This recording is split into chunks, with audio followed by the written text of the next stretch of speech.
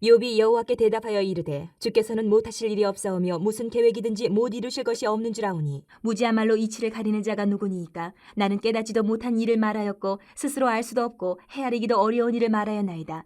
내가 말하겠사오니 주는 들으시고 내가 주께 묻겠사오니 주여 내게 알게 하옵소서. 내가 주께 대하여 귀로 듣기만 하였사오나 이제는 눈으로 주를 배움나이다. 그러므로 내가 스스로 거두어드리고 티끌과 질 가운데에서 회개하나이다. 여호와께서 욥에게 이 말씀을 하신 후에 여호와께서 대만 사람 엘리바스에게 이르시되 내가 너와 내 두 친구에게 노하나니 이는 너희가 나를 가리켜 말한 것이 내 종 욥의 말같이 옳지 못함이니라. 그런즉 너희는 수소 7과 순양 7을 가지고 내 종 욥에게 가서 너희를 위하여 번제를 드리라. 내 종 욥이 너희를 위하여 기도할 것인즉 내가 그를 기쁘게 받으리니 너희가 우매한 만큼 너희에게 갚지 아니하리라. 이는 너희가 나를 가리켜 말한 것이 내 종 욥의 말같이 옳지 못함이라. 이에 대만 사람 엘리바스와 수아 사람 빌닷과 나아마 사람 소발이 가서 여호와께서 자기들에게 명령하신 대로 행하니라. 여호와께서 욥을 기쁘게 받으셨더라. 욥이 그의 친구들을 위하여 기도할 때 여호와께서 욥의 곤경을 돌이키시고 여호와께서 욥에게 이전 모든 소유보다 갑절이나 주신지라. 이에 그의 모든 형제와 자매와 이전에 알던 이들이 다 와서 그의 집에서 그와 함께 음식을 먹고 여호와께서 그에게 내리신 모든 재앙에 관하여 그를 위하여 슬퍼하며 위로하고 각각 캐시다 하나씩과 금고리 하나씩을 주었더라. 여호와께서 욥의 말년에 욥에게 처음보다 더 복을 주시니 그가 양 14,000과 낙타 6,000과 소 1,000결이와 암나귀 1,000을 두었고 또 아들 7과 딸 3을 두었으며 그가 첫째 딸을 여미마라 이름하였고 둘째 딸을 그시아라 이름하였고 셋째 딸을 게렌하북이라 이름하였으니 모든 땅에서 욥의 딸들처럼 아리따운 여자가 없었더라. 그들의 아버지가 그들에게 그들의 오라비들처럼 기업을 주었더라. 그 후에 욥이 140년을 살며 아들과 손자 4대를 보았고 욥이 늙어 나이가 차서 죽었더라. 기독교 관련 단체의 어떤 통계 자료를 보니까 교회에 출석하는 그리스도인이라고 말하는 사람들 가운데서 상당수가 천국에 들어갈 확신이 없다고 통계가 나왔어요. 천국에 들어갈 확신이 없대요. 교회 다니는데. 그래서 살다가 조금의 어려움이라도 만나면 그런 분들은 신앙부터 근본부터 막 흔들리는 겁니다. 여러분은 어떻습니까? 천국에 들어갈 확신이 있으십니까? 예, 아멘. 그렇다면 그 근거가 뭘까? 그냥 막상 난 교회 다니니까 난 천국 갈 거야. 이게 아니고 뭔가 확실한 신앙적 근거가 있는가? 있다면 그게 무언가? 구원받은 신자라고 하는데 종종 일상의 작고 평범한 일들 가운데서 우리가 이 신앙적인 심지가 흔들리고 길을 잃어버릴 때가 있다라는 거죠. 천국만, 교회 다녀서 천국만 가면 되는 거 아닌가? 그게 아닌 거죠. 천국을 가기 위해서 이 일생 가운데서 합당한 길을 살아가야 되는 게 정상인 거죠. 그러면 우리의 일상 하루하루가 정말 중요한 게 되는 겁니다. 그러면 이 하루하루의 길을 천국을 향해서 가는 일상의 삶을 어떻게 살아가야 길을 잃지 않고 흔들리지 않고 살아갈 수 있을까?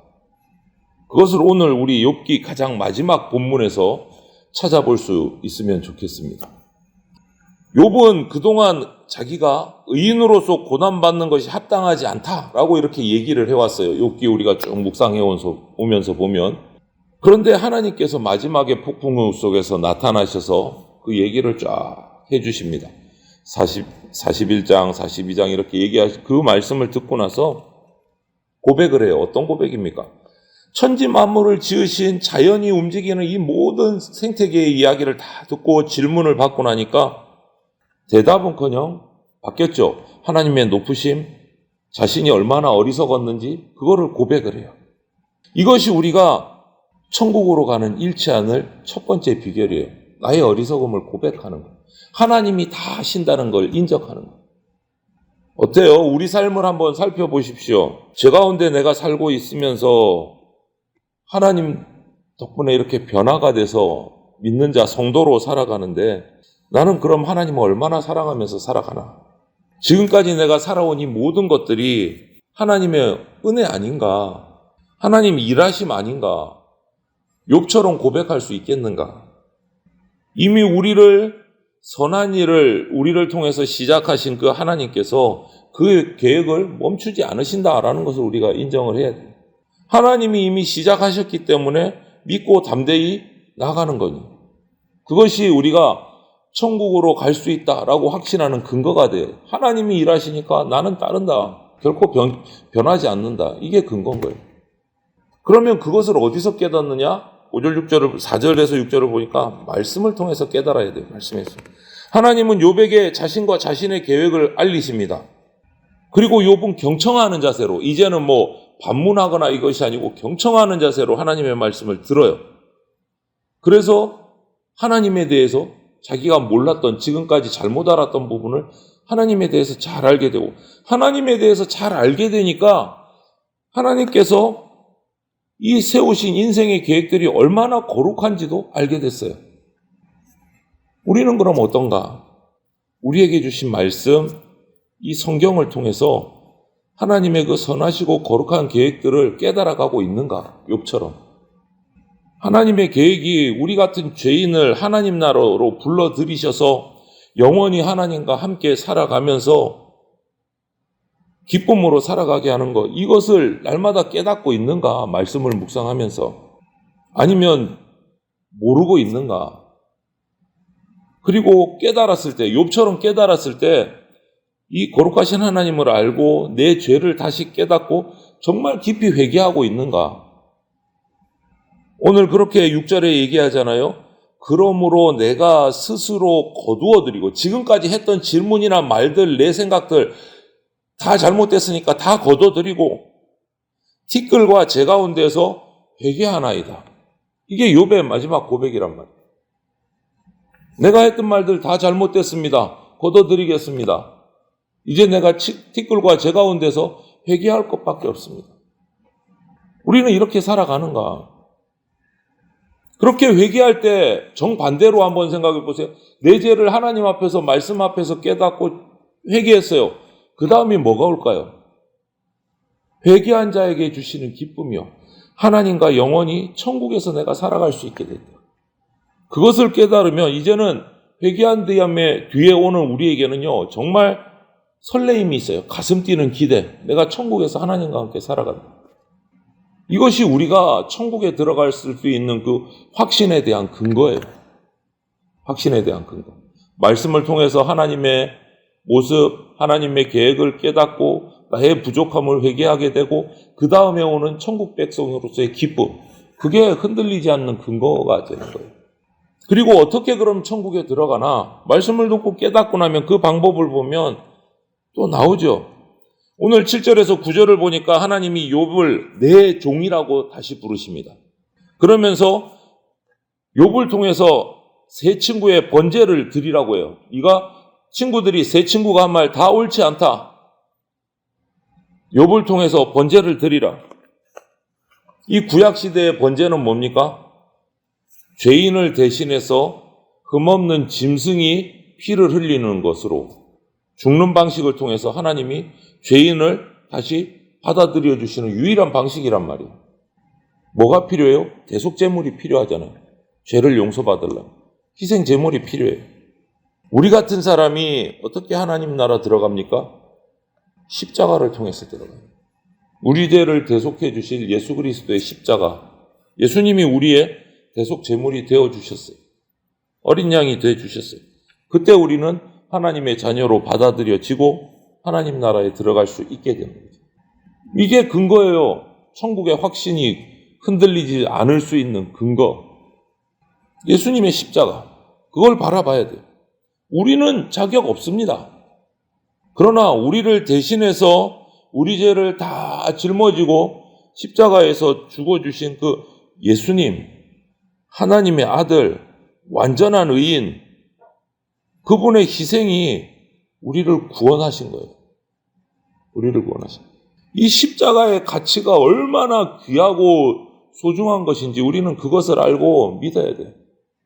하나님의 은혜의 길, 주님이 치르신 그 십자가의 피가, 그것을 바라볼 때 우리는 천국의 소망이 흔들리지 않는 거죠. 천국의 소망이. 천국 갈 수 있습니까? 갈 수 있습니다. 근거가 뭡니까? 하나님의 말씀이고 날 위해 죽으신 예수 그리스도의 십자가 사랑입니다. 이것으로 확신해야 돼요. 그리고 나서 10절, 11절을 보면 하나님이 처참한 몰골로 온갖 고난에 있었던 욥을 드디어 회복시키십니다. 그가 잃었던 것들을 갑절로 얻게 하시고 자신을 버렸던 사람들에게 위로와 재물을 받게 하세요. 하나님은 이처럼 어떤 위기, 어떤 고난에서도 믿는 자를 회복시키시는 분이십니다. 심지어 우리 모두가 가장 피하고 싶어하는 죽음까지도 이기신 분이세요. 그냥 고난 정도가 아니고 죽음까지도. 하나님은 부활의 하나님이세요. 하나님이 주실 부활을 소망하면서 살아가는 게 우리입니다. 그게 천국 소망이잖아요. 부활 소망이. 그래서 우리는 그 부활이 있기 때문에 주님을 따라가면서 어떤 어려움도 낙심하지 않을 수 있습니다. 부활할 거이기 때문에. 죽음조차도 이길 수 있는 소망을 주셨기 때문에. 그래서 우리가 천국의 소망이 흔들리지 않고 갈 수 있는 근거는 죽음을 이기신 예수님, 이분을 기억할 때 흔들리지 않을 수 있어요. 그러면 어려움을 이길 수 있는 용기가 생기죠. 길을 잃지 않을 수 있어요. 십자가를 바라보고 가면. 그리고 12절부터 15절을 보니까 재산만 그냥 다 갑절로 회복된 게 아니고 자녀들도 그 같은 수의 아들, 딸을 또 다시 주셨어요. 얻었어요. 그런데 더구나 그 딸들은 당시 모든 땅에서 가장 아름다운 여인이라고 표현하셨어요. 그리고 딸들이면서도 아버지 욥으로부터 기업을 물려받게 됐어요. 이것을 보면서 우리는 또 한 가지 묵상할 수 있는 게 당시 딸들은 기업 물을 자격이 없었어요. 이 장손으로 아들들에게 가지. 그런데 기업을 받았어요. 이게 뭡니까? 원래 하나님 나라를 기업으로 물려받을 수 없었어요. 죄인은, 우리는. 하지만 예수님을 통해서 우리는 물려받을 수 있는 자격을 갖추게 됐어요. 이제 하나님 나라를 이어받았어요. 우리 같은 방식으로, 우리가 이렇게 물려받은 방식으로 세상에 베풀며 살아가야 돼요.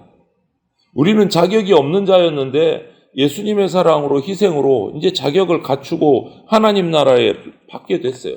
그러면 우리는 이제 세상에 베풀며 살아가야 돼요. 그런데 이런 모습을 악용하는 악인들이 있어요, 세상이. 우리가 살아가는 이 세상은 우리에게 섬겨라, 헌신을 해달라 요구할 자격이 없는 사람들이에요, 이 세상은. 하지만 우리가 섬기고 헌신하는 것은 그들의 요구 때문이 아니에요. 우리를 은혜로 불러주신 하나님께서 우리에게 값없이 사랑을 베풀어 주셨기 때문에 우리는 빚진 자가 돼서 대가를 요구하지 않고 섬기면서 헌신하면서 살아가는 겁니다. 예수님이 사셨던 방법처럼. 이것이 우리가 은혜 받은 자로 하나님 나라를 이 어두운 땅에 드러낼 수 있는 방식이다. 이것을 꼭 기억하십시오. 그리고 마지막 16절, 17절을 보면 욥은 모든 고난에서 이제 다 회복이 되고 이미 나이가 많아 노년이 되었지만 오늘 보니까 140년을 더 살았다. 140년을 더 살았다. 장수의 복을 누린 거예요. 장수의 복. 그 시간 동안 욥은 하나님께서 베푸신 그 복 언제까지 받습니까? 손자 4대까지 이어졌다. 4대까지. 그거를 살아서 140년을 더 살면서 그 복을 손자 4대까지 직접 본 거예요. 자신의 손자 4대까지. 그리고 하나님이 주신 복락 누리는 것이 140년으로 사실 채워줄 수가 없기 때문에 욥은 손자들을 통해서 4대까지 그 복이 계속 이어지는 것들을 보면서 또 소망하면서 그렇게 하늘나라로 돌아간 거죠. 여러분, 우리에게는 어떤 복을 주셨습니까? 우리에게 주신 복과 함께 누릴 가장 큰 복, 영생을 허락하셨어요. 영생을. 이미 영생을 우리는 허락받은 사람들이에요. 그러면 우리에게 이 하루하루는 어떻습니까? 우리가 살아가는 영생의 한 부분이에요. 하루하루가 영원한 삶의 한 부분이다. 우리 이것을 기억해야 됩니다. 살아서 사는 이 하루하루도 우리가 살아갈 영생의 일부분이다. 이것을 꼭 기억하십시오. 그러면 오늘 하루를 살아가면서도 작은 이익 하나 때문에 발버둥 치고 좌충우돌하고 이러는 거 안 돼. 오늘 하루도 영생을 살아가는 내 삶 속의 하루이기 때문에 천국을 바라보는 하나님의 백성으로서 올바른 선택을 할 수 있게 되고 올바른 행동을 할 수 있게 된다. 이것을 생각하면서 우리가 오늘 하루의 삶도 살아가야 됩니다. 영생에 합당한 삶을 살아가는 성도가 돼야 된다. 여러분, 날마다 죄를 회개하고 욥처럼 천국을 소망하면서 우리가 살아갑시다. 그리고 날마다 그 길이 흔들리지 않도록 예수 그리스도의 십자가를 바라보면서 내 발끝만 바라보는 게 아니고 예수 그리스도의 십자가를 바라보면서 살아갑시다. 그때 우리가 사랑 안에서 길 잃어버리지 않고 천국 소망 흔들리지 않고 살아갈 수 있게 되는 겁니다. 우리는 부활, 하나님 나라, 영생, 이것을 관점으로 우리의 삶을 살펴야 돼요. 그렇게 살펴볼 때 길을 잃지 않을 수 있고 천국에 대한 확신이 흔들리지 않을 수 있습니다. 그래서 우리 날마다 오늘 이 욥기 마지막에서 묵상한 것처럼 세 가지 나침판이요. 부활, 하나님 나라, 영생, 이거 합하면 뭐죠? 십자가로 여기에 나갈 수 있다. 이 나침판을 딱 붙들고 주님의 뜻을 온전하게 올바르게 분별하면서 천국을 향해서 흔들림 없이 나아가는 그런 주의 하나님의 백성들이 다 되시기를 주님의 이름으로 축원을 드립니다. 아멘.